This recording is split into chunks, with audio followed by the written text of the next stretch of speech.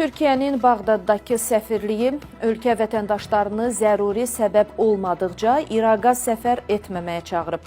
Bu barədə Haber qlobal məlumat yayıb. Bildirilib ki, təhlükəsizlik şəraitinin sürətlə pisləşə bildiyi bu dövrdə Türkiyə vətəndaşlarına izdihamlı meydan və toplaşma yerlərindən, Bağdadda yaşıl zona ətrafında etiraz aksiyalarının keçirildiyi ərazilərdən, Bağdad və Ərbil beynəlxalq hava limanları və onların ətrafından, ölkə vətəndaşlarının tez-tez olduğu məkanlardan, açıq sahələrdən, Musul və ətraf yaşayış məntəqələrindən, Bəsrə ətrafı bölgələrdən, həmçinin İraqın bütün hərbi zonalarından və neft yataqları kimi kritik infrastruktur obyektlərindən uzaq durmaları, şəxsi təhlükəsizliklərinə maksimum diqqət yetirmələri tövsiyə olunub.